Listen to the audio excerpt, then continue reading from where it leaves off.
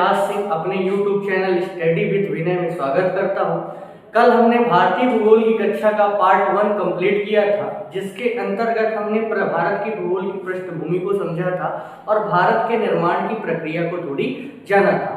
आज हम इसी के आगे भारत के भौगोलिक परिचय और विस्तार में थोड़ी और आगे बढ़ेंगे और जिसके अंतर्गत हम भारत का अक्षांशीय और देशांतरी विस्तार को समझेंगे। तो आज का हमारा जो टॉपिक है पार्ट 2 के अंतर्गत, उसका नाम है भारत का अक्षांशीय व देशांतरी विस्तार। ठीक है, तो भारत का अक्षांशीय और देशांतरी विस्तार यदि हमें समझना है तो हमें अक्षांश रेखा क्या है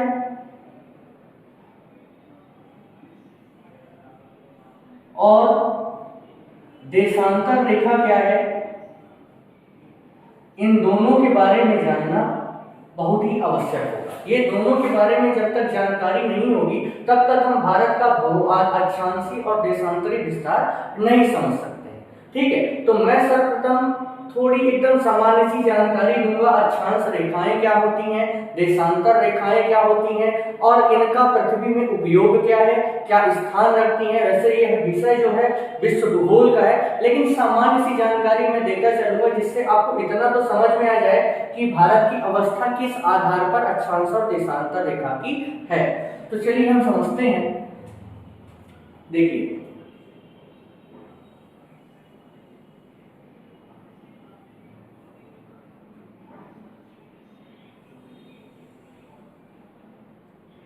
ये है हमारी पृथ्वी, मान लीजिए ये क्या है हमारी पृथ्वी।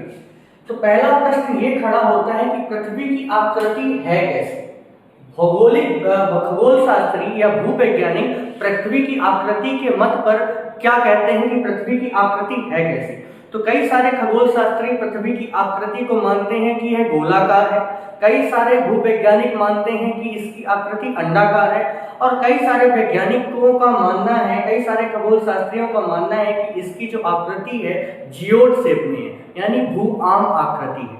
ठीक है, तो तीनों मान्यताओं को समझते हैं और सर्वाधिक रूप से पृथ्वी की जो आकृति मानी गई है जियोड शेप की मानी गई है। तो कभी प्रश्न पूछा जाए कि पृथ्वी की आकृति कैसी है, पृथ्वी की जो संरचना है उसे किस शेप की संरचना है, तो पृथ्वी की संरचना को क्या कहा जाता है, जियोड शेप। पृथ्वी की संरचना कैसी है, जियोड शेप। हिंदी में इसे कहा जाता है भू-आम। क्या कहा जाता है इसे, भू-आम। पृथ्वी की संरचना को क्या कहा जाता है, भू-आम। अब भू-आम या जियोड शेप का मतलब क्या होता है, ऐसी गोलाकार आकृति जो ध्रुवों में चपटी होती है। ऐसी गोलाकार आकृति जो ध्रुवीय क्षेत्र पर क्या हो, चपटी हो, उसे क्या कहते हैं, भू-आम या जियोड शेप कहते हैं। तो आपको पता होगा कि जो हमारी पृथ्वी है, जब हम ध्रुवों की तरफ जाते हैं, ध्रुव क्या है, जो ये उत्तरी और दक्षिणी वाला पोर्शन है, ये जो है, ये जो पोर्शन ये क्या कहलाता है आपका ध्रुव, और ये क्या कहलाता है दक्षिण। ये उत्तरी ध्रुव है, ये दक्षिणी ध्रुव। तो ध्रुवों पर पृथ्वी जो कैसी है, गोलाकार न होकर हल्का चपटी हुई है। ये ध्रुवीय क्षेत्रों पर पृथ्वी गोलाकार न होकर कैसी है, चपटी है। इस कारण चपटे होने के कारण इसकी आकृति को क्या कहा जाता है, जियोड शेप या भू-आम आकृति। हिंदी में क्या कहते हैं, भू-आम। तो पृथ्वी की आकृति ना तो गोलाकार है ना ही अंडाकार है, इसकी आकृति कैसी है, जियोड शेप या भू-आम। ठीक है, तो आप कह सकते हैं कि ऐसी गोलाकार आकृति जो किस आधार पर, जो ध्रुवों पे चपटी हो, उसे हम क्या कहते हैं, जियोड शेप। ठीक, तो पृथ्वी की संरचना समझ में आ गई होगी। अब थोड़ी हम आगे बढ़ते हैं। एक भूवैज्ञानिक थे जिनका नाम था बैहम, हम अक्षांश रेखा और देशांतर रेखा को समझेंगे इस पृथ्वी के अंतर्गत, लेकिन इसकी थोड़ी पृष्ठभूमि बनाना आवश्यक है जिससे आपको चीजें क्लियर अच्छे से समझ में आए। ठीक है, तो एक भूवैज्ञानिक थे जिनका नाम था बैहम इस ब्रह्मांड के पहले ऐसे वैज्ञानिक थे जिन्होंने पृथ्वी के प्रतिरूप का निर्माण किया था। जिन्होंने सर्वप्रथम किसका निर्माण किया था, पृथ्वी के प्रतिरूप का। पृथ्वी के प्रतिरूप का मतलब ये है, पृथ्वी के प्रतिरूप का मतलब ये है कि पृथ्वी के जैसे दिखने वाली, पृथ्वी के समान दिखने वाली संरचना, पृथ्वी के समान दिखने वाली आकृति का निर्माण किसने किया था, बैहम नामक वैज्ञानिक ने। तो विश्व के प्रथम भूगोल शास्त्री बैहम ऐसे खगोल शास्त्री या भूगोल शास्त्री हैं जिन्होंने सर्वप्रथम पृथ्वी के जैसे दिखने वाली आकृति का निर्माण किया था, और उस प्रतिरूप को ही क्या कहा गया था? ग्लोब। उस प्रतिरूप को ही क्या कहा जाता है हमारे द्वारा? ग्लोब। तो ग्लोब का निर्माण किस वैज्ञानिक ने किया था, किस भूगोल शास्त्री ने किया था? तो बैहम नामक जो भूगोल शास्त्री है या भूवैज्ञानिक है, उन्होंने सर्वप्रथम पृथ्वी के प्रतिरूप यानी ग्लोब का निर्माण किया था। जब पृथ्वी के ग्लोब का निर्माण हुआ तो कई सारे प्रश्न खड़े हो गए। प्रश्न ये खड़े हो गए कि हमारी पृथ्वी में 7 महाद्वीप है, 5 महासागर है, ठीक, और इन सातों महाद्वीप में लगभग 193 से अधिक देश विस्तृत है। तो इन सारे देशों की स्थिति क्या है, हर देश का समय क्या होगा, एक देश से दूसरे देश की दूरी क्या होगी, किसी भी देश का मानसून क्या होगा, ये सारी चीजें समझने के लिए ये हमें कैसे पता चलेगा कि भारत में कितना बजा है, ब्रिटेन में कितना बजा है। तो इन सारी चीजों को अगर समझना है तो बैहम ने क्या किया, इस ग्लोब पर 2 प्रकार की काल्पनिक रेखाओं का वर्णन किया। दो ग्लोब में, पृथ्वी में कोई भी रेखा नहीं खींची गई है, इतना याद रखिएगा। पृथ्वी में कोई व्यक्ति खुरपी या फरुहा लेकर खोद के रेखा नहीं खींचते बैठा है, ठीक है। पृथ्वी में सिर्फ कल्पना की गई है, और ये रेखा कहाँ खींची गई है? ग्लोब पर, जिसको किसने तैयार किया था? बैहम ने। तो ग्लोब में कितनी 2 प्रकार की रेखाएं तैयार की गई है, कौन कौन सी? 2 प्रकार की काल्पनिक रेखा है, अक्षांश रेखा और देशांतर रेखा। अक्षांश रेखा और देशांतर रेखा। पृथ्वी में अक्षांश और देशांतर रेखाओं की कल्पना की गई, अर्थात मैं कह सकता हूं कि अक्षांश और देशांतर जो रेखाएं हैं ये कैसी रेखाएं हैं? काल्पनिक रेखाएं हैं, ठीक। तो इतना याद रखिएगा, पृथ्वी में खींची गई अक्षांश रेखाएं, अक्षांश और देशांतर रेखाएं, ये दोनों की दोनों काल्पनिक रेखाएं हैं, जिसकी कल्पना बैहम नामक वैज्ञानिक ने सर्वप्रथम पृथ्वी के प्रतिरूप यानी ग्लोब पर की थी।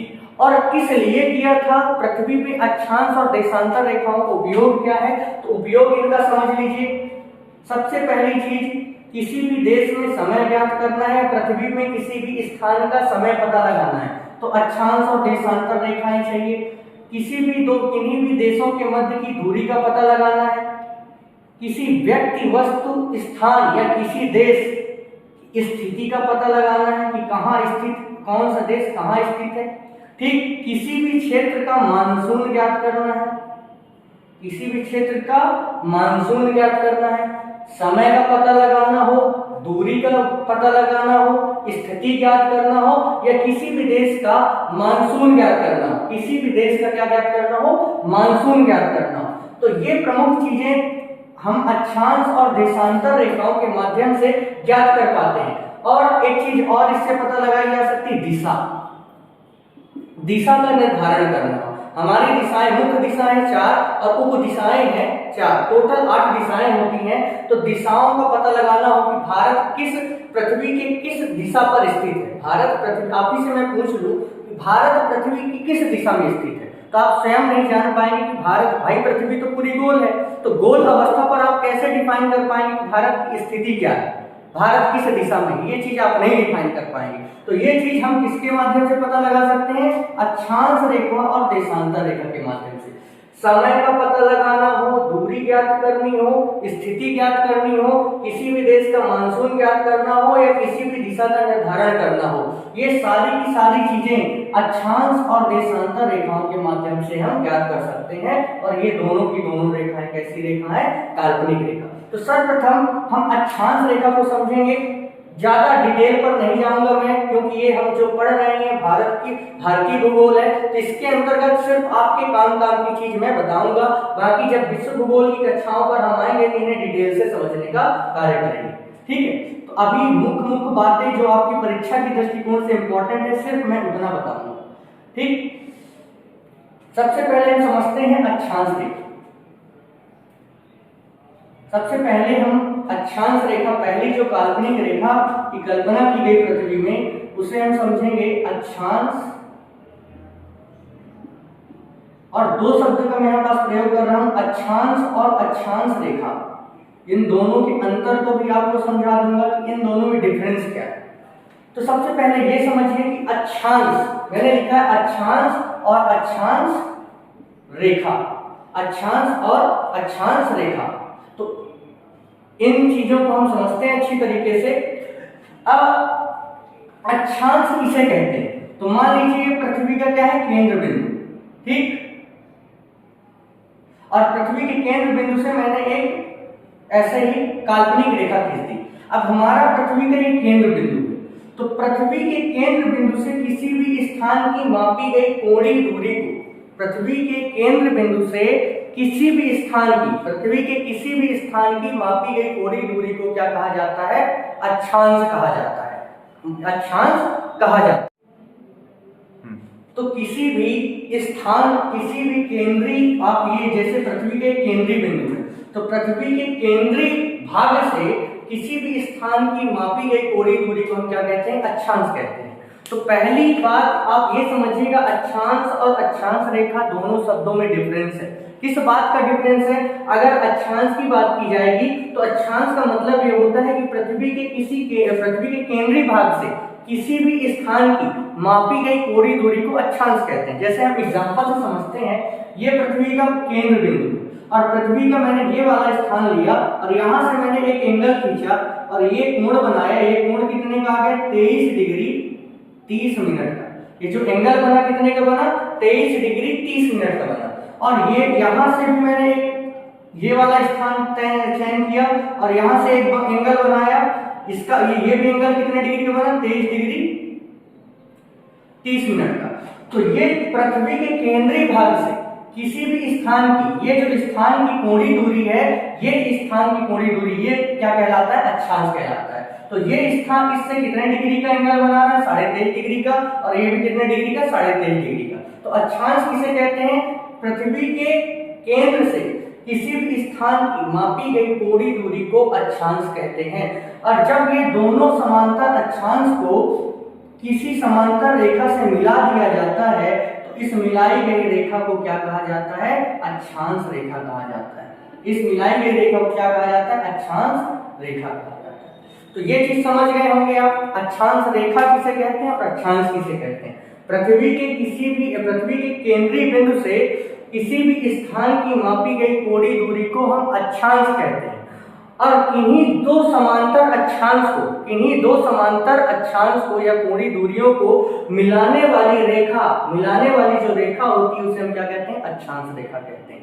ठीक, अब अक्षांश रेखाएं होती कैसी हैं, इनकी प्रकृति संरचना कैसी होती है, तो ये समझिएगा। अक्षांश रेखाओं की जो संरचना है, पहली चीज ये काल्पनिक रेखा है, ठीक, और ये कैसी खींची जाती है? इन्हें लैटिट्यूड, इंग्लिश में कहा जाता है लैटिट्यूड, मतलब लेटी हुई ये रेखाएं होती हैं। कैसी रेखाएं होती हैं? लेटी हुई, या मैं कह सकता हूं हॉरिजॉन्टल या क्षैतिज रेखा। पृथ्वी पर खींची जाने वाली काल्पनिक क्षैतिज रेखाओं को अक्षांश रेखा कहा जाता है। समझ में आई बात? तो ये कैसी होती हैं? लेटी हुई, आपकी पृथ्वी पर एकदम क्षैतिज रेखाओं के रूप में होती है, ठीक। और देशांतर रेखाएं कैसी होती हैं? ये ऊर्ध्वाधर या वर्टिकल जो रेखाएं होती हैं, उन्हें हम देशांतर रेखा कहते हैं। जब देशांतर के विषय पर आएंगे तो उसको भी समझेंगे। तो ये जो रेखा है, पृथ्वी के केंद्र से मैंने एक रेखा खींची और इस रेखा को मैंने क्या नाम दे दिया? हमने क्या, भूवैज्ञानिकों ने नाम दिया क्या? 0 डिग्री अक्षांश, क्योंकि लेटी हुई रेखा है तो नाम क्या हो गया इसका? अक्षांश। एक चीज और समझते हैं, अक्षांश और देशांतर रेखाओं का प्रतीक चिन्ह क्या है? इसे किनसे प्रदर्शित करते हैं? तो इसे डिग्री, मिनट और सेकंड से प्रदर्शित करते हैं। किसको? अक्षांश या देशांतर रेखाओं को किन प्रतीक चिन्हों से प्रदर्शित किया जाता है? तो डिग्री, मिनट और सेकंड से। डिग्री के लिए हम इस प्रकार के गोले का प्रयोग करते हैं, मिनट के लिए एक डंडी और सेकंड के लिए 2 डंडी का प्रयोग करते हैं। जैसे कि लिखा हुआ है 36 डिग्री, तो डिग्री के लिए मैंने इस गोले का प्रयोग किया 36 डिग्री 7 मिनट, तो 7 मिनट के लिए एक डंडी, तो इसका ये 7 के ऊपर एक डंडी है, तो इसका मतलब क्या? 7 मिनट। और यहाँ पास लिखा है 5 सेकंड, तो 5 सेकंड को हम 2 डंडे से दर्शाएंगे। तो ये अक्षांश और देशांतर दोनों रेखाओं को दर्शाने के लिए प्रतीक चिन्ह क्या क्या प्रयोग किए जाते हैं, डिग्री, मिनट और सेकंड। और इसका प्रतीक चिन्ह छोटा सा गोला है और इसकी 1 डंडी और इसकी 2 डंडी। तो ये चीज आप अच्छी तरीके से समझ गए होंगे। ठीक, अब मैं क्या कह रहा हूं कि पृथ्वी के केंद्र से हमने एक अक्षांश रेखा की कल्पना की और जिसका नाम क्या दिया गया, 0 डिग्री अक्षांश रेखा। अब 0 डिग्री ये जो अक्षांश रेखा है पृथ्वी को 2 बराबर, आप ये देख सकते हैं कि ये जो 0 डिग्री अक्षांश रेखा एकदम पृथ्वी के मध्य से गुजरती है। तो पृथ्वी के मध्य से गुजरती है तो 0 डिग्री अक्षांश के ऊपर वाला क्षेत्र मैं क्या कह सकता हूँ, उत्तर का क्षेत्र, और नीचे वाले क्षेत्र को मैं क्या कह सकता हूँ, दक्षिण का क्षेत्र। 0 डिग्री अक्षांश के ऊपर के क्षेत्र को हम उत्तरी क्षेत्र कह सकते हैं और 0 डिग्री अक्षांश के दक्षिण के क्षेत्र को दक्षिण का क्षेत्र कह सकते हैं। तो मैंने बताया था कि दिशा का भी निर्धारण अक्षांश रेखाओं के माध्यम से होता है। तो यहाँ पास आप समझ सकते हैं कि उत्तर और दक्षिण दिशा का भी निर्धारण किसने कर दिया, अक्षांश रेखाओं ने कर दिया। तो उत्तर और दक्षिणी दिशा का निर्धारण किन रेखाओं के द्वारा किया जाता है, अक्षांश रेखाओं के द्वारा। तो आप ये समझिए कि ये पृथ्वी को 0 डिग्री अक्षांश रेखा पृथ्वी के 2 बराबर हिस्से निर्धारित करती है, 2 बराबर भागों में इसे विभाजित करती है। तो ऊपर वाला भाग उत्तर पर विस्तृत है, तो इसे मैं कह सकता हूं गोले का आधा भाग उत्तरी क्षेत्र पर है, तो इसे मैं कह सकता हूं उत्तरी गोलार्ध, और गोले का आधा भाग दक्षिणी क्षेत्र पर है, तो इसे नीचे वाले क्षेत्र को मैं क्या कह सकता हूं, दक्षिणी गोलार्ध, दक्षिणी गोलार्ध। तो 0 डिग्री अक्षांश रेखा के ऊपर का जो क्षेत्र है उसे हम उत्तरी गोलार्ध कहते हैं, और 0 डिग्री अक्षांश रेखा के दक्षिण का जो क्षेत्र है इसे हम दक्षिणी गोलार्ध कहते हैं। ठीक, अब एक चीज और समझिए, 0 डिग्री जो अक्षांश रेखा है ये पृथ्वी को 2 बराबर भागों में विभाजित करने का कार्य करती है। ठीक, इस पृथ्वी को 2 बराबर हिस्सों पर डिवाइड करने का काम करती है अक्षांश रेखा। इस कारण अक्षांश रेखा को भूमध्य रेखा भी कहते हैं, जो भूमि के मध्य से गुजरती है। अक्षांश रेखा को क्या कहते हैं, भूमध्य रेखा भी कहते हैं। क्यों कहते हैं, क्योंकि ये पृथ्वी को 2 बराबर भागों में डिवाइड करती है। समझ गए होंगे ये चीज। इसका एक नाम और है, इसे विषुवत रेखा भी कहते हैं, इसे विषुवत रेखा भी कहते हैं।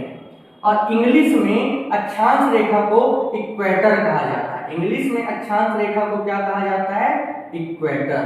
ठीक, तो अक्षांश रेखाओं 0 डिग्री अक्षांश रेखाओं के हमने क्या क्या नाम पढ़े, ये पृथ्वी को 2 बराबर भागों में विभाजित करती, इस कारण इसे हम भूमध्य रेखा भी कहते हैं, इसे हम विषुवत रेखा भी कहते हैं, और 0 डिग्री अक्षांश को हम इक्वेटर भी कहते हैं। तो आप एक चीज ये समझ गए होंगे कि इसके ऊपर का जो क्षेत्र है उत्तरी गोलार्ध है और नीचे का क्षेत्र दक्षिणी गोलार्ध है। अब बात आती है कि भारत अक्षांशीय दृष्टि से हमारी पृथ्वी पर कहां विस्तृत है। तो ये चीज आप समझिए कि भारत की अवस्था कहां है, भारत यहां कहीं विस्तृत है। भारत चतुष्कोणीय आकृति वाला देश है जो हमारी पृथ्वी में 0 डिग्री के ऊपर वाले क्षेत्र पर विस्तृत है।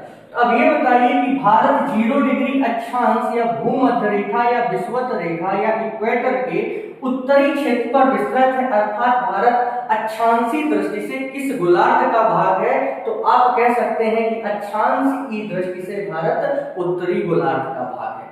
तो भारत किस गोलार्ध पर विस्तृत है, भारत उत्तरी गोलार्ध पर विस्तृत है। ये चीज आप अच्छी तरीके से समझ गए होंगे कि पहली अगर अक्षांशीय विस्तार की हम बात करते हैं भारत की, तो अक्षांशीय विस्तार में सबसे पहली लाइन आपको ये याद रखना है कि भारत अक्षांशीय दृष्टि से किस गोलार्ध का हिस्सा है, तो अक्षांशीय दृष्टि से भारत उत्तरी गोलार्ध का भाग है।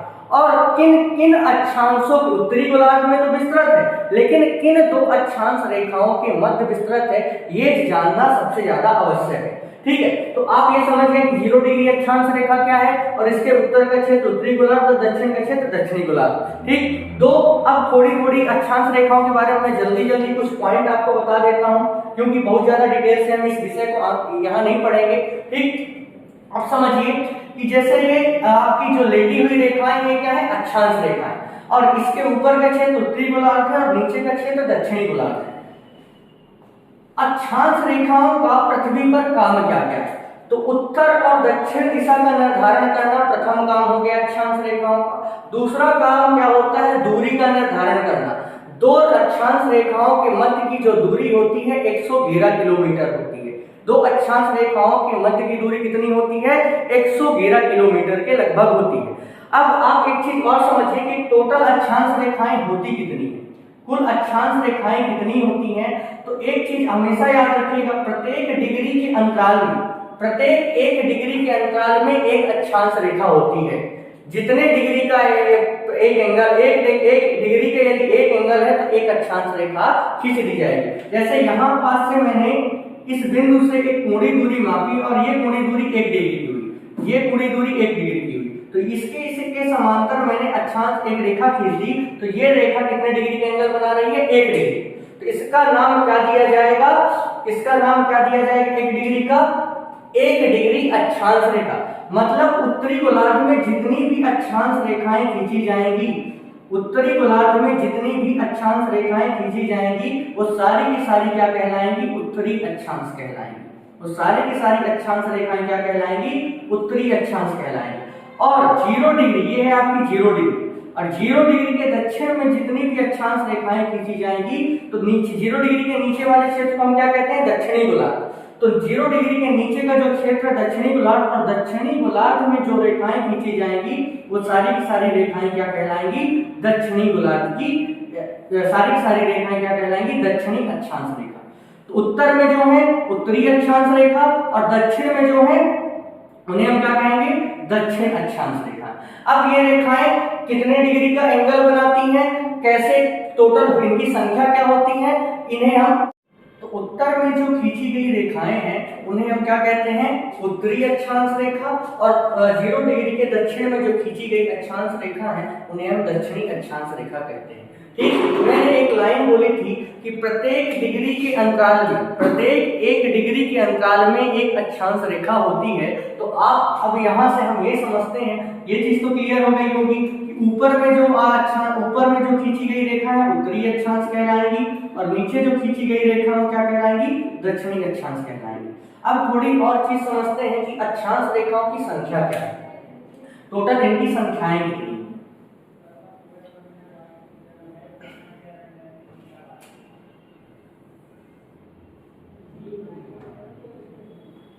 पृथ्वी में इनकी टोटल संख्याएं कितनी है? तो आप एक चीज ये समझिए कि प्रत्येक 1 डिग्री के अंतराल में एक अक्षांश रेखा है। तो अगर मैं यहाँ पास से ऐसा एंगल बनाऊं, पृथ्वी के केंद्रीय भाग से मापी गई कोणीय दूरी को अक्षांश कहते हैं, तो इस केंद्रीय भाग से मैं इस स्थान की कोणीय दूरी को अगर मापूं तो ये एंगल कितने डिग्री का बनेगा? 90 डिग्री का। इसी प्रकार मैं नीचे वाले ध्रुवीय क्षेत्र से एंगल मापूं तो ये एंगल कितने का बनेगा? 90 डिग्री का। अब हम पढ़ रहे हैं कि 1 डिग्री के, प्रत्येक 1 डिग्री के अंतराल में एक अक्षांश रेखा है, तो 90 डिग्री का एंगल ऊपर बनता है और 90 डिग्री का एंगल नीचे बनता है। तो मैं कह सकता हूं 90 अक्षांश रेखाएं कहाँ होंगी? 90 अक्षांश रेखा नहीं, 90 अक्षांश कहाँ होंगे? ऊपर, और 90 अक्षांश क्या होंगे? नीचे। 90 अक्षांश ऊपर और 90 अक्षांश नीचे, और एक अक्षांश बीच में जिसे आप 0 डिग्री कहते हैं। तो कुल अक्षांश, प्रश्न ये है कि कुल अक्षांश कितने हैं? आई पृथ्वी के केंद्र से मापी गई कोणीय दूरी को हम अक्षांश कहते हैं। तो ये 90 डिग्री का जो एंगल बना ये अक्षांश ना कहलाए, अक्षांश रेखा तो कहलाएगा नहीं। ठीक है, तो कुल अक्षांश की संख्या कितनी हो गई? 90 टोटल, 90 ऊपर, 90 नीचे और एक ये वाला बीच में। तो 90 90 180 प्लस 181। तो टोटल कुल अक्षांश की संख्या कितनी होती है पृथ्वी में? 181। और प्रश्न अगर आपसे पूछे कुल अक्षांश रेखा कितनी है, कुल अक्षांश रेखा कितनी है, कुल अक्षांश रेखा कितनी है, कुल अक्षांश कितने हैं? 181। कुल अक्षांश रेखा कितनी है, तो कुल अक्षांश रेखाओं में हम ध्रुवों वाली जो 90 डिग्री वाली जो रेखा है इन्हें हम क्या कर देते हैं, हटा देते हैं, क्योंकि आपने पढ़ा है कि जो पृथ्वी है ध्रुवों पर कैसी है, चपटी है, और इस चपटे वाले भाग पर जो रेखा है ये रेखा ना होकर एक बिंदु पे परिवर्तित हो जाती है। 90 डिग्री की जो रेखा होती है अक्षांश रेखा, वह रेखा ना होकर एक बिंदु पे कन्वर्ट हो जाती है। इस कारण हम इन दोनों को 90 डिग्री ऊपर जो ध्रुवीय रेखा होती है, 90 डिग्री जो ऊपर वाली रेखा होती है उसे हम क्या कहते हैं, ध्रुवीय रेखा, उत्तरी ध्रुव की रेखा, ठीक है, नॉर्थर्न पोल की रेखा, और नीचे वाली जो 90 डिग्री वाली रेखा होती है इसे साउथर्न पोल की रेखा। तो इसे रेखा ना कहकर हम क्या कह देते हैं, बिंदु कह देते हैं। 90 डिग्री उत्तरी अक्षांश और 90 डिग्री दक्षिणी अक्षांश, ये दोनों अक्षांश को अगर मैं हटा दूं तो दो अक्षांश की कमी हो जाएगी, तो कुल अक्षांश रेखाएं कितनी हो जाएंगी, 179। तो कुल अक्षांश की संख्या कितनी है, 181, और कुल अक्षांश रेखा कितनी है पृथ्वी पर, 179। ठीक, तो ये चीज आप क्लियर रखिएगा। कुल अक्षांश पूछे तो 181, कुल अक्षांश रेखा पूछे तो 179। ठीक, अब आप एक चीज और समझिए कि दो अक्षांश रेखाओं के मध्य की दूरी होती है 111 किलोमीटर, और ऊपर की तरफ जाने पर अक्षांश रेखाओं के मध्य की जो दूरी है वो तो समान होती है, किंतु इनकी जो लंबाई है ऊपर ऊपर की तरफ नहीं, ध्रुवों की तरफ जाने पर अक्षांश रेखाओं की लंबाई धीरे धीरे क्या हो जाती है, घटने लग जाती है। ध्रुवों की तरफ जाने पर अक्षांश रेखाओं की लंबाई घटने लग जाती है और ध्रुवों पर इसकी लंबाई शून्य अवस्था पर आ जाती है। इस कारण ध्रुवों पर अक्षांश रेखा न होकर क्या हो जाती है, एक बिंदु पर परिवर्तित हो जाती है। ठीक, तो ये चीज क्लियर हो गया होगा। 90 ऊपर 90 नीचे एक बीच पे टोटल 181 अक्षांश, और अक्षांश रेखा कितनी, 179, क्योंकि हम ध्रुवीय रेखाओं को, दोनों ध्रुवीय रेखाओं को हम क्या कर देते हैं, इस गणना से बाहर कर देते हैं। ठीक, तो ये चीज समझ गए होंगे। अब एक चीज मैंने बताया, दो रेखाओं के मध्य की दूरी 111 किलोमीटर, ध्रुवों की तरफ 0 डिग्री से ध्रुवों की तरफ ऊपर की तरफ और ध्रुवों की तरफ नीचे की तरफ जाने पर अक्षांश रेखाओं की लंबाई में क्या होती है, कमी होती है। इस बात को भी आप याद रखिएगा। ठीक है, तो इतनी बात हम अक्षांश रेखाओं पर समझ गए। हमारी महत्वपूर्ण चीजें सिर्फ इतनी हैं अक्षांश रेखाओं पर। अब इसके आगे हम थोड़ी अपने भारत के मैप पर आते हैं कि भारत का अक्षांशीय विस्तार क्या है। ठीक, तो पहली चीज मैंने बताया कि भारत 0 डिग्री के उत्तर में विस्तृत है। 0 डिग्री अक्षांश के उत्तर में विस्तृत है, तो भारत किस गोलार्ध का हिस्सा है, उत्तरी गोलार्ध का, अक्षांशीय दृष्टि से। अब इसका अक्षांशीय विस्तार क्या है, तो भारत के मुख्य भूमि का अगर अक्षांशीय विस्तार हम समझे, मुख्य भूमि का मतलब यह है जब उस पर द्वीपों को न शामिल किया जाए, भारत के द्वीपीय क्षेत्र को न शामिल किया जाए तो भारत की केवल मुख्य भूमि शेष बचती है। तो भारत की मुख्य भूमि का अक्षांशीय विस्तार देखा जाए तो कहां से प्रारंभ होता है, भारत का सबसे दक्षिणी बिंदु है कन्याकुमारी। कन्याकुमारी में एक पॉइंट है जिसे हम क्या कहते हैं, पॉइंट कालीमेर।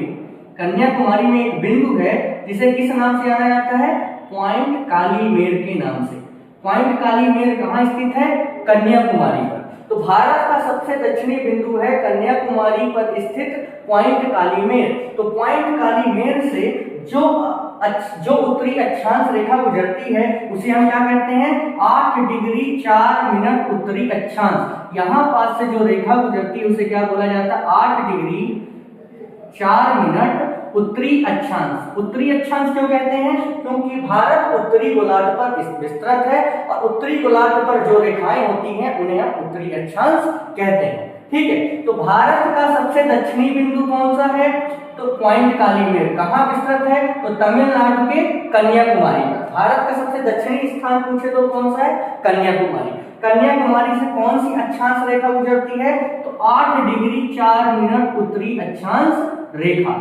ठीक, फिर एक यहां से प्रारंभ होता है विस्तार भारत का, तो कहां जाके खत्म होता है, आपके पीओके पे। अब एक चीज आप समझिएगा, हमारा जम्मू कश्मीर का जो क्षेत्र है उसका जो पश्चिमोत्तर वाला हिस्सा है उसे 1948 में पाकिस्तान ने धोखे से अपने अधिकार क्षेत्र पर शामिल कर लिया था, जिसे किस नाम से जाना जाता है, पीओके, पाक ऑक्युपाइड कश्मीर या पाक अधिकृत कश्मीर।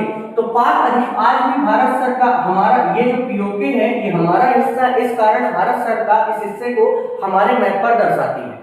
तो इसी पीओके वाले हिस्से पर भारत का सबसे उत्तरी बिंदु, इसी पीओके वाले हिस्से पर भारत का जो सबसे उत्तरी स्थान है, जिसे क्या कहते हैं आप, इंदिरा काल। भारत का सबसे उत्तरी बिंदु कौन सा है, इंदिरा काल। सबसे दक्षिणी बिंदु कौन सा है, पॉइंट कालीमेर कन्याकुमारी। तो सबसे उत्तरी बिंदु इंदिरा काल से जो अक्षांश रेखा गुजरती है उसको हम क्या कहते हैं, 37 डिग्री 6 मिनट उत्तरी अक्षांश रेखा। तो भारत का जो अक्षांशीय विस्तार है 8 डिग्री 4 मिनट उत्तरी अक्षांश पॉइंट कालीमेर से लेकर उत्तरी 37 डिग्री 6 मिनट उत्तरी अक्षांश इंदिरा काल पीओके यानी जम्मू कश्मीर तक। ठीक है, तो भारत का अक्षांशीय विस्तार क्या है, अक्षांशीय दृष्टि से भारत उत्तरी गोलार्ध पर विस्तृत देश है और ये 8 डिग्री 4 मिनट उत्तरी अक्षांश से लेकर 37 डिग्री 6 मिनट उत्तरी अक्षांश तक विस्तृत है। ठीक है, और 37 डिग्री 6 मिनट उत्तरी अक्षांश रेखा पूछे भारत के किस स्थान से गुजरती है, तो भारत के पीओके वाले क्षेत्र पर जो स्थान स्थित है उसे हम कहते हैं इंदिरा काल। तो इंदिरा काल से 37 डिग्री 6 मिनट उत्तरी अक्षांश रेखा गुजरती है। ठीक है, और आपके पॉइंट कालीमेर कन्याकुमारी से 8 डिग्री 4 मिनट उत्तरी अक्षांश रेखा गुजरती है। तो ये जो विस्तार अब हम समझें, भारत की मुख्य भूमि का अक्षांशीय विस्तार हमने समझा है। अब हम द्वीपों सहित भारत के अक्षांशीय विस्तार को अगर देखते हैं तो इसमें अंडमान निकोबार द्वीप भी शामिल हो जाएगा। जब हम द्वीपों को शामिल करेंगे तो लक्षद्वीप है, अंडमान निकोबार द्वीप समूह है, ये दोनों के दोनों द्वीपीय क्षेत्र आपके भारत के ही हिस्से हैं और इन दोनों को हमें शामिल करना पड़ेगा। तो इसके अक्षांशीय विस्तार में थोड़ी से परिवर्तन देखने को मिलता है जब हम अंडमान निकोबार द्वीप समूह के इसमें शामिल कर लेते हैं। क्या थोड़ा सा परिवर्तन देखने को मिलता है, हम मुख्य भूमि में जो अक्षांश रेखा देखते हैं उसका नाम है 8 डिग्री 4 मिनट उत्तरी अक्षांश। लेकिन जो अंडमान निकोबार द्वीप समूह है उस द्वीप समूह का एक भाग है जिसे आप कहते हैं दक्षिणी अंडमान वाला क्षेत्र। ये ऊपर वाले क्षेत्र को हम अंडमान द्वीप कहते हैं, नीचे वाले क्षेत्र को निकोबार द्वीप कहते हैं। निकोबार द्वीप का सबसे दक्षिणी द्वीप है जिसे हम कहते हैं ग्रेट निकोबार। सबसे जो दक्षिणी द्वीप है उसे हम क्या कहते हैं, ग्रेट निकोबार। इसका अंडमान और निकोबार द्वीप का सबसे दक्षिणी द्वीप कौन सा कहलाता है, ग्रेट निकोबार। ग्रेट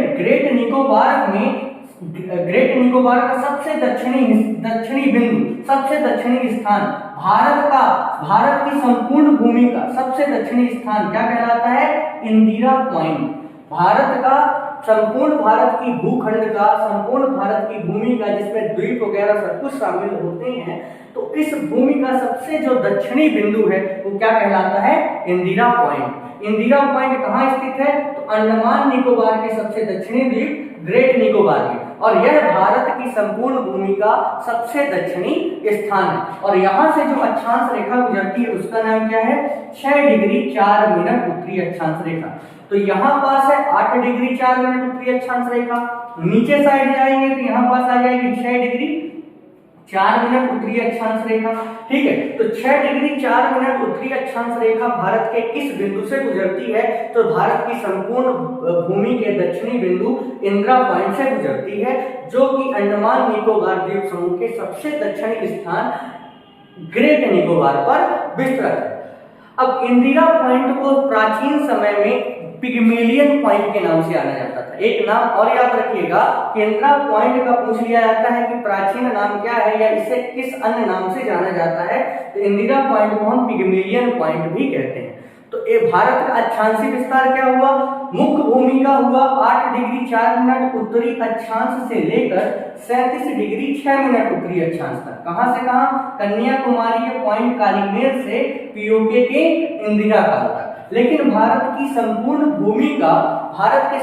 भूखंड का अक्षांशीय विस्तार अगर देखें तो उसपे अंडमान निकोबार द्वीप समूह शामिल हो जाता है, और अंडमान निकोबार द्वीप समूह का सबसे दक्षिणी जो स्थान है उसे हम क्या कहते हैं, ग्रेट निकोबार। और ग्रेट निकोबार में जो सबसे दक्षिणी स्थान है उसे क्या बोला जाता है, इंदिरा पॉइंट या पिग्मेलियन पॉइंट। तो इंदिरा पॉइंट या पिग्मेलियन पॉइंट से 6 डिग्री 4 मिनट उत्तरी अक्षांश रेखा गुजरती है। ठीक है, तो 6 डिग्री 4 मिनट उत्तरी अक्षांश से लेकर 37 डिग्री 6 मिनट उत्तरी अक्षांश तक भारत की संपूर्ण भूखंड का अक्षांशीय विस्तार है। तो हम यहाँ तक अब समझ चुके हैं भारत का अक्षांशीय विस्तार। अब आगे हम थोड़ी समझते हैं भारत का देशांतरी विस्तार क्या। अब हम देखते हैं देशांतर रेखा। हमने अभी तक ये चीज हमें क्लियर हो गई कि भारत का अक्षांशीय विस्तार क्या है। अक्षांश रेखाओं के बारे में हमने थोड़ी थोड़ी समझ लिया कि अक्षांश रेखाओं का उपयोग क्या है। ठीक है, हमारी पृथ्वी पर इनका महत्व क्या है। तो महत्वपूर्ण बिंदुओं को हमने समझ लिया है, लेकिन जब भी भारत विश्व भूगोल की कक्षाएं हम लगाएंगे तो उस पर अक्षांश और देशांतर रेखाओं को हम डिटेल से समझेंगे। अब थोड़ी हम देशांतर रेखा के बारे में समझते हैं। देशांतर रेखाएं क्या होती हैं? तो पृथ्वी पर खींची गई ऐसी काल्पनिक रेखाएं जो उत्तरी ध्रुव को दक्षिणी ध्रुव से मिलाने का काम करती है। क्या? उत्तरी ध्रुव को दक्षिणी ध्रुव से मिलाने वाली रेखा को हम क्या कहते हैं? देशांतर रेखा कहते हैं। ठीक, और ये पूरा 360 डिग्री का एंगल बनाते हुए पृथ्वी पर कल्पना की गई है। ये कितने डिग्री का एंगल बनाते हुए कल्पना की गई है? पृथ्वी पर 360 डिग्री का एंगल बनाते हुए इनकी कल्पना पृथ्वी में की गई है। ठीक है, ये भी प्रत्येक डिग्री के अंतराल पर एक देशांतर रेखा होती है। तो देशांतर रेखा कहते हैं किसे हैं? ऐसी काल्पनिक रेखा जो उत्तरी ध्रुव को दक्षिणी ध्रुव से मिलाने का काम करती है और पूरे 360 डिग्री का एंगल बनाती है, उन्हें हम देशांतर रेखा कहते हैं। प्रत्येक 1 डिग्री के अंतराल पर एक देशांतर रेखा होती है। अब देशांतर रेखा का काम क्या क्या है? तो आप समझिए, मैंने यहाँ पास ये है आपका उत्तरी ध्रुव और ये है आपका दक्षिणी ध्रुव, और इस ध्रुव को मिलाने वाली रेखा को मैंने एक ये यहाँ पास रेखा खींची और इस रेखा को मैंने क्या नाम दे दिया? 0 डिग्री देशांतर रेखा। जिस प्रकार वहां पास मैंने 0 डिग्री भूमध्य रेखा खींची थी, 0 डिग्री अक्षांश रेखा जिसे भूमध्य रेखा कहा गया था, उसी प्रकार 0 डिग्री हमने क्या खींची थी? देशांतर रेखा। ये देशांतर रेखा पूरी पृथ्वी में कुछ इस प्रकार 360 डिग्री के एंगल बनाते हुए पूरी की पूरी खींची गई।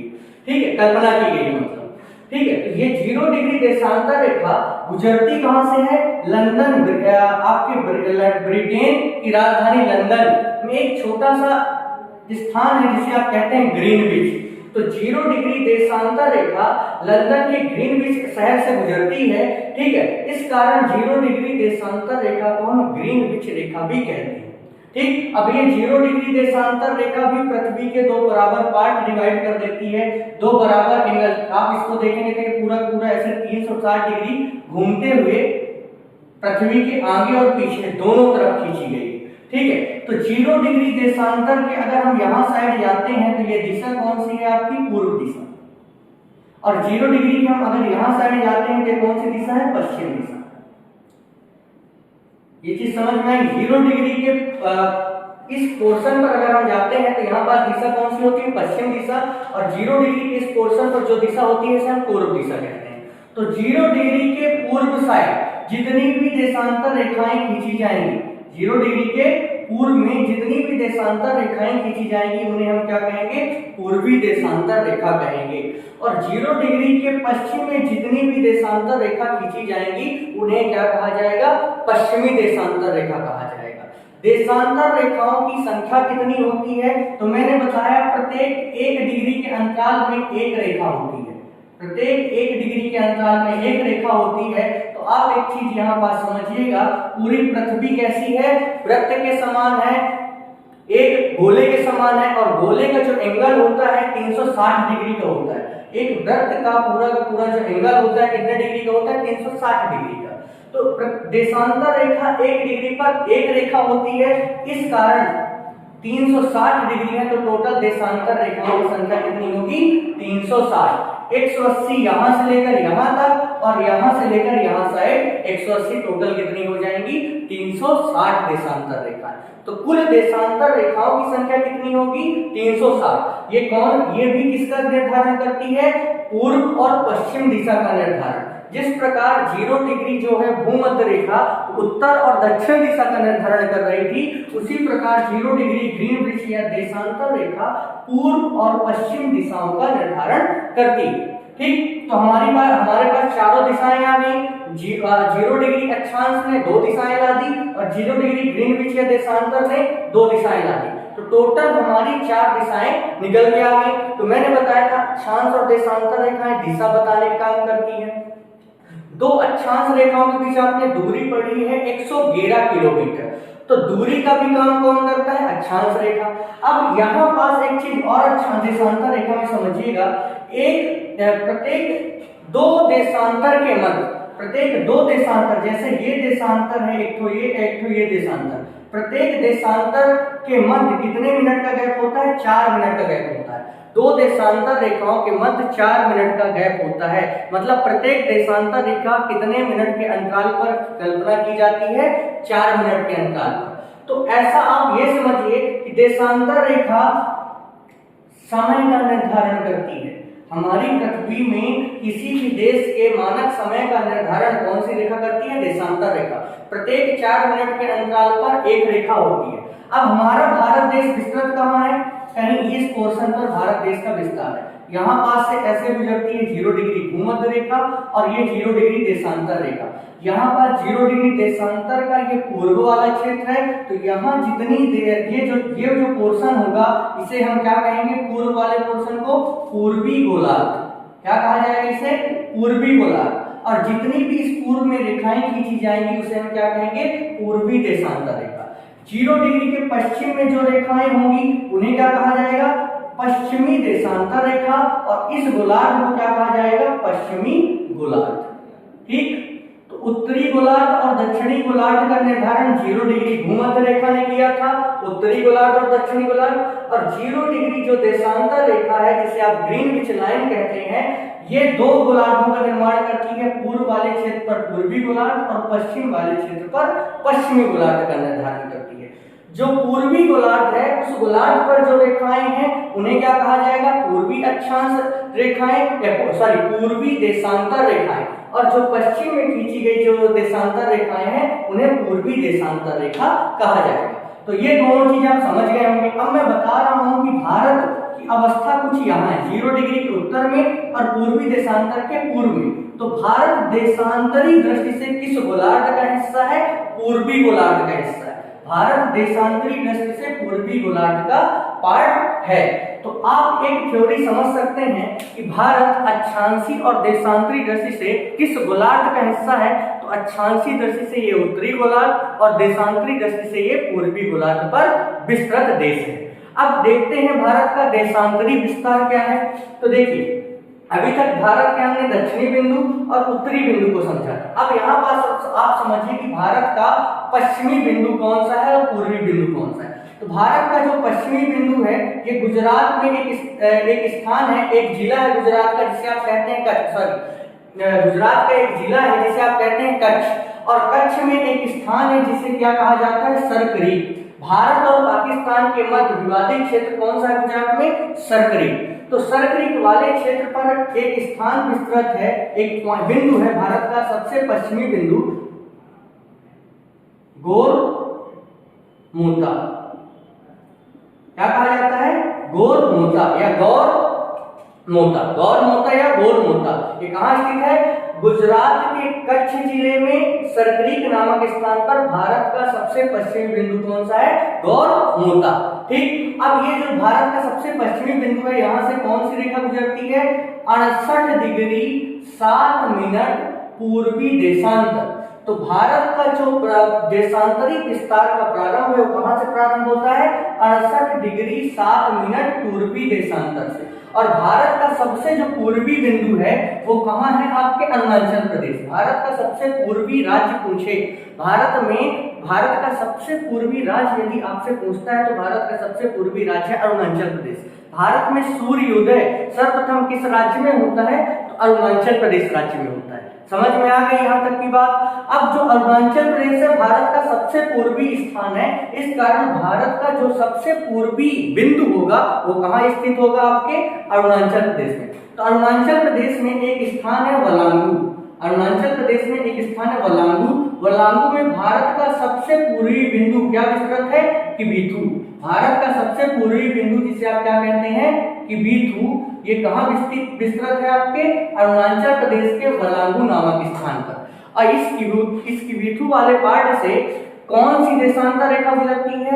97 डिग्री 25 मिनट, 97 डिग्री 25 मिनट पूर्वी देशांतर रेखा गुजरती है। तो भारत का आप देशांतरी विस्तार समझें। भारत का देशांतरी विस्तार क्या है? गुजरात के कच्छ जिले में विस्तृत सरक्रीक में भारत का सबसे पश्चिमी बिंदु गौरमोता विस्तृत है। क्या विस्तृत है? गौरमोता, जिससे 68 डिग्री 7 मिनट पूर्वी देशांतर रेखा गुजरती है। तो 68 डिग्री 7 मिनट से लेकर 97 डिग्री 25 मिनट पूर्वी देशांतर, मैं क्या कह रहा हूं? पूर्वी देशांतर। पूर्वी देशांतर इसलिए मैं इन रेखाओं को कह रहा हूं क्योंकि यहाँ पास जो भी जितनी भी रेखाएं हैं 0 डिग्री के पूर्व में है, इस कारण ये जो रेखाएं होंगी ये पूर्वी देशांतर रेखाएं होंगी। अगर मैं इसको भारत मानता हूं चतुष्कोणीय आकृति वाला, तो यहाँ पास है 68 डिग्री 7 मिनट पूर्वी देशांतर और यहाँ पास है 97 डिग्री 25 मिनट पूर्वी देशांतर, और इन्हीं दोनों देशांतर रेखाओं के मध्य क्या विस्तृत है? आपका भारत विस्तृत है। तो यहाँ तक की चीजें आप समझ गए होंगे, ठीक है। तो एक बार मैं पूरा भारत का अक्षांशीय और देशांतरी विस्तार समझाने का प्रयास करूंगा आप लोगों को। देखिए, भारत अक्षांशीय दृष्टि से उत्तरी गोलार्ध पर विस्तृत है, ठीक। देशांतरी दृष्टि से पूर्वी गोलार्ध पर विस्तृत है, ठीक। भारत का सबसे उत्तरी बिंदु का नाम है इंदिरा का, जो कि पीओके में स्थित है, और भारत के सबसे दक्षिणी बिंदु का नाम है पॉइंट कालीमेर, जो कि कन्याकुमारी तमिलनाडु राज्य पर विस्तृत है। भारत के सबसे पश्चिमी बिंदु का नाम है गौरमोता, जो कि कहाँ विस्तृत है? कच्छ जिले, गुजरात के कच्छ जिले में सरक्रीक नामक स्थान पर। और भारत के सबसे पूर्वी बिंदु का नाम क्या है आपके? किबिथु, जो कि वलांगू अरुणाचल प्रदेश में विस्तृत है। तो ये चीज समझ में आई। अब इनमें गुजरने वाली रेखाएं कौन सी हैं? तो भारत की मुख्य भूमि से जो पॉइंट कालीमेर से रेखा अक्षांश रेखा गुजरती है उसे हम क्या कहते हैं? 8 डिग्री 4 मिनट उत्तरी अक्षांश रेखा। तो भारत के मुख्य भूमि का अक्षांशीय विस्तार है आपका 8 डिग्री 4 मिनट उत्तरी अक्षांश से लेकर 37 डिग्री 6 मिनट उत्तरी अक्षांश, और संपूर्ण द्वीपों सहित हमने पढ़ा है 6 डिग्री 4 मिनट उत्तरी अक्षांश से लेकर 37 डिग्री 6 मिनट उत्तरी अक्षांश। भारत की संपूर्ण भूमि का सबसे दक्षिणी बिंदु मैंने बताया था क्या है? इंदिरा पॉइंट, जिसे पिग्मेलियन पॉइंट कहते हैं, जो कि ग्रेट निकोबार में स्थित है। भारत का देशांतरी विस्तार क्या है? तो 68 डिग्री 7 मिनट पूर्वी देशांतर से लेकर 97 डिग्री 25 मिनट पूर्वी देशांतर तक, 97 डिग्री 25 मिनट पूर्वी देशांतर तक, ठीक है। और ये 68 डिग्री 7 मिनट कहां से जाती है? गौरमोता से, और 97 डिग्री 25 मिनट कहां से जाती है? किबिथु। तो भारत का सबसे पूर्वी स्थान वलांगू में किबिथु है। तो भारत में सबसे पहले सूर्योदय किस स्थान पर होता होगा? किबिथु नामक स्थान पर होता होगा। तो यहां तक हमने अपने इस वीडियो पर भारत का अक्षांशीय विस्तार को अच्छी तरीके से समझा। हमने जो कल सीरीज स्टार्ट की थी उस पे हमारी हेडिंग क्या थी? भारत का भौगोलिक परिचय एवं विस्तार। तो कल मैंने भौगोलिक परिचय की पृष्ठभूमि तैयार की थी। आज मैंने उसी सीरीज को आगे बढ़ाते हुए भारत का अक्षांशीय और देशांतरी विस्तार आप लोगों को बता दिया। अब मैं कल जब अगला पार्ट इसका बनाऊंगा तो मैं आप लोगों को कर्क रेखा क्या है, भारत का मानक समय रेखा क्या है, ठीक है, और भारत की उत्तर से दक्षिण तक की लंबाई क्या है, पूर्व से पश्चिम तक की लंबाई क्या है, इसकी स्थलीय सीमा की लंबाई क्या है, ये सारे विषयों पर हम कल अपने पार्ट 3 पर डिस्कस करेंगे। यदि आप लोगों को वीडियो अच्छा लगा हो तो प्लीज लाइक करें, सब्सक्राइब करें और ज्यादा से ज्यादा इसे शेयर करें। यदि मेरा कंटेंट आप लोगों को पसंद आ रहा है तो इसे ज्यादा से ज्यादा लोगों पर शेयर करने का प्रयास करें कि हम यह सीरीज लगातार आगे यह प्रक्रिया जारी रख पाएं। धन्यवाद।